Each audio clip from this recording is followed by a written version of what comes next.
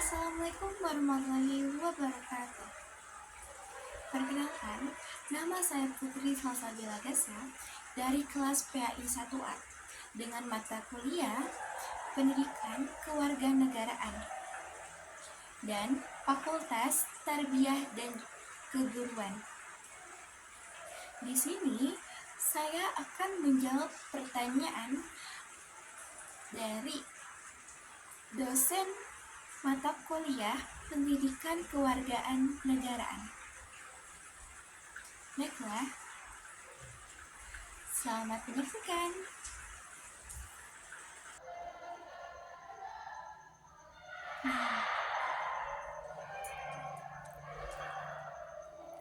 Bila kita berbicara tentang HAM di Indonesia ini, maka akan berkaitan dengan nilai-nilai yang terkandung dalam budaya bangsa dan juga agama Islam.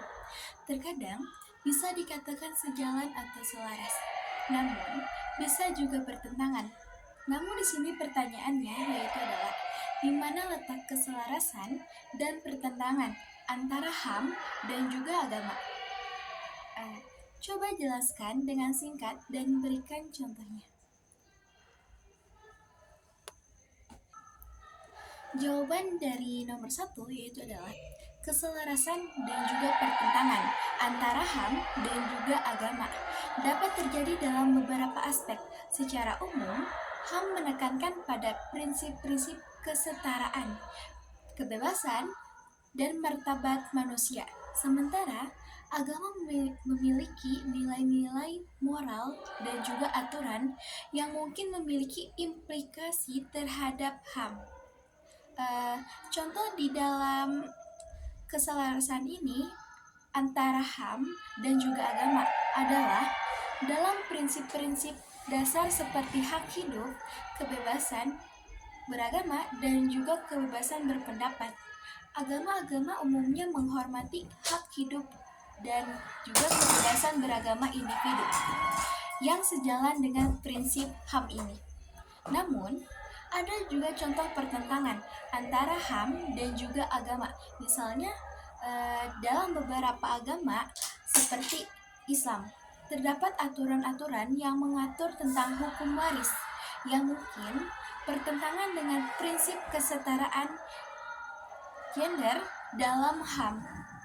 Dalam beberapa kasus, aturan agama dapat membatasi kebebasan antara individu dalam menjalankan praktik-praktik keagamaan mereka, seperti larangan memilih agama lain atau mengubah keyakinannya.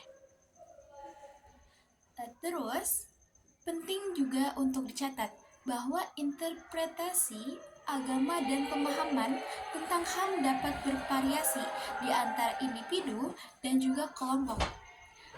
Dalam konteks ini, penting untuk mencari keseimbangan yang tepat antara menjunjung tinggi nilai-nilai agama dan memastikan perlindungan HAM bagi semua individu. Halo, kita lanjut saja ke pertanyaan yang kedua, yang dimana pertanyaan ini berkaitan dengan pandangan Montesquieu tentang demokrasi dan bagaimana ia melihat relasi antara tiga bagian utama pemerintahan, yaitu legislatif, eksekutif, dan juga yudikatif dalam mencapai tujuan nasional. Montesquieu adalah filsuf Prancis yang terkenal dengan teorinya tentang pemisahan kekuasaan.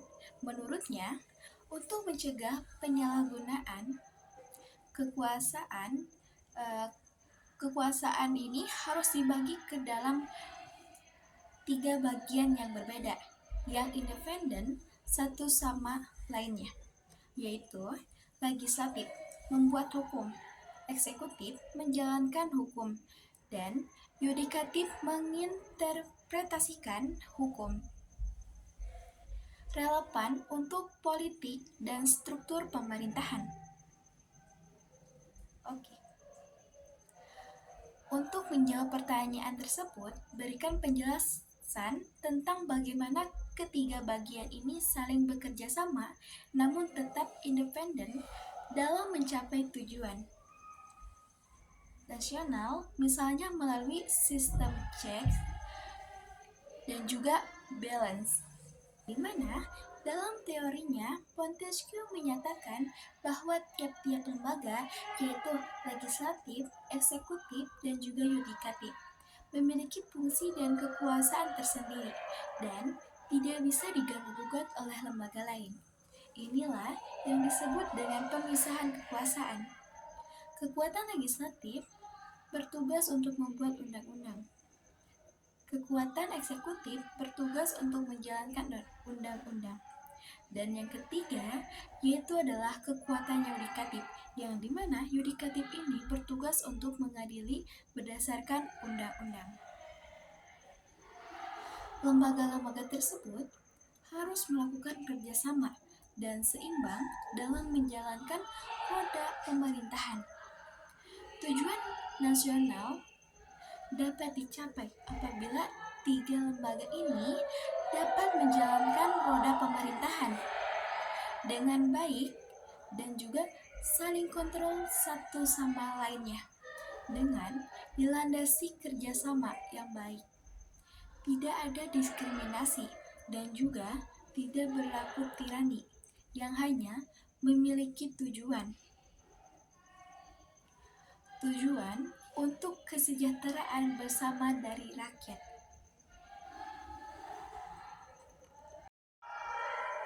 Hai.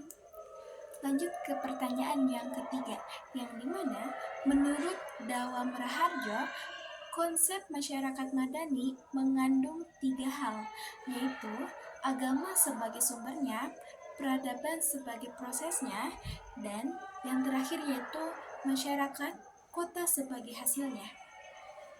Pertanyaannya, apakah konsep tersebut sesuai dengan model masyarakat kota yang dibangun oleh Nabi Muhammad di Madinah? Masyarakat madani yang dikemukakan oleh Dawam Raharjo memang mengandung tiga elemen penting, yaitu agama sebagai sumbernya, peradaban sebagai prosesnya, dan yang terakhir yaitu masyarakat kota sebagai hasilnya. Konsep ini menggambarkan visi masyarakat yang berdasarkan pada nilai-nilai agama, menghargai perbedaan, dan menciptakan lingkungan yang adil dan juga beradab. Dalam konteks ini juga, model masyarakat yang dibangun oleh Nabi Muhammad di Madinah dapat dikatakan sesuai dengan konsep masyarakat madani. Nabi Muhammad membangun sebuah masyarakat yang berlandaskan pada ajaran Islam. Terus, dengan agama ini sebagai sumber utama nilai dan norma yang mengatur kehidupan masyarakat. Terus, Nabi Muhammad juga mendorong pembangunan peradaban yang maju dan juga beradab dengan mengajarkan etika, keadilan, dan juga kerjasama dalam kehidupan sehari-hari. Terus, masyarakat Madinah juga yang dibangun oleh Nabi Muhammad juga mencerminkan hasil dari konsep masyarakat madani ini. Masyarakat ini terdiri dari berbagai suku dan juga agama yang hidup berdampingan secara harmonis. Masyarakat Madinah juga memiliki struktur sosial yang adil dengan adanya perjanjian dan juga kesepakatan yang mengatur hubungan antara muslim dan juga non-muslim. Namun, perlu kita ingat bahwa konsep masyarakat madani yang dikemukakan oleh Dawam Raharjo adalah interpretasi modern yang dapat diterapkan dalam berbagai konteks. Konsep ini tidak secara khusus merujuk pada model masyarakat yang dibangun oleh Nabi Muhammad di Madinah. Meskipun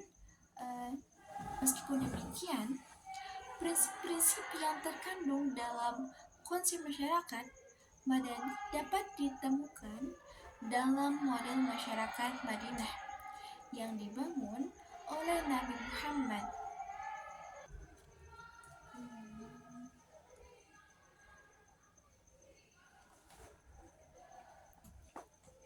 Pertanyaan yang keempat, yang dimana radikalisme yang terjadi di Indonesia harus diposisikan sebagai persoalan serius yang perlu segera untuk ditangani, karena bertentangan dengan prinsip-prinsip demokrasi dan juga nilai-nilai yang terkandung dalam Pancasila, sehingga mengancam keutuhan NKRI. Pertanyaannya, bagaimana upaya efektif mitigasi radikalisme kepada para pemuda?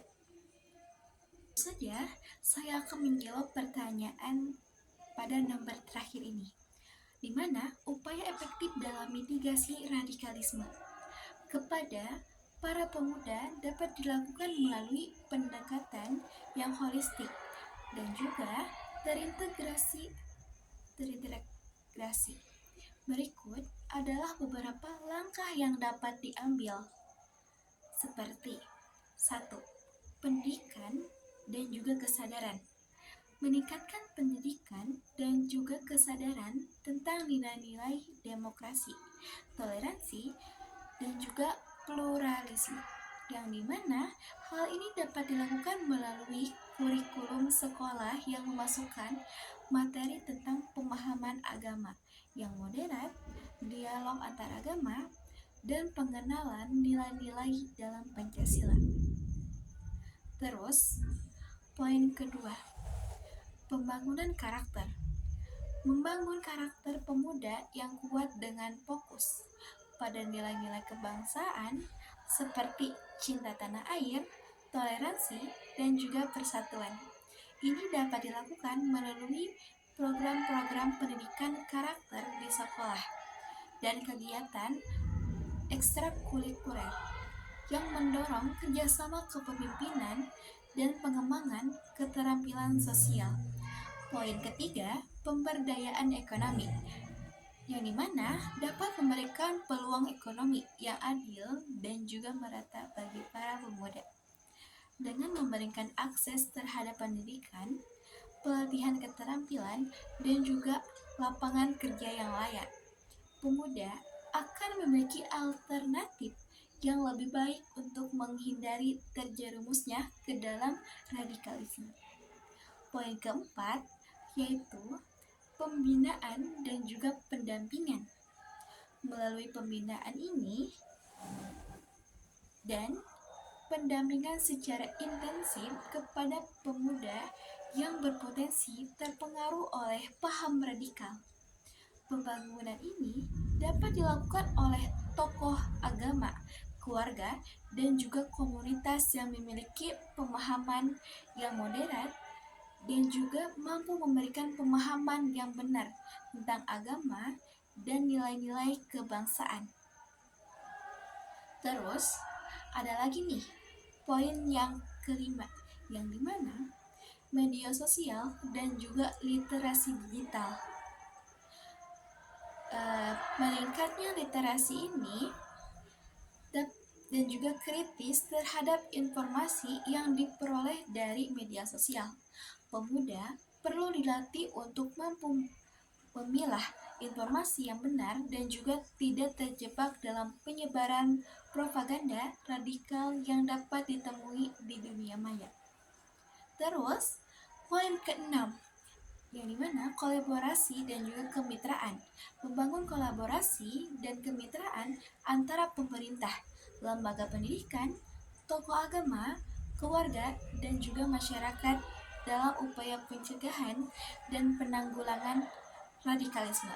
Sinergi antara berbagai pihak akan memperkuat upaya mitigasi radikalisme.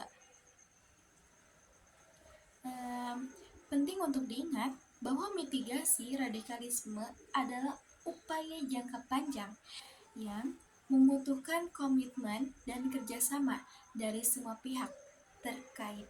Selain itu, upaya ini juga harus dilakukan dengan pendekatan yang tidak diskriminatif dan menghormati hak asasi manusia.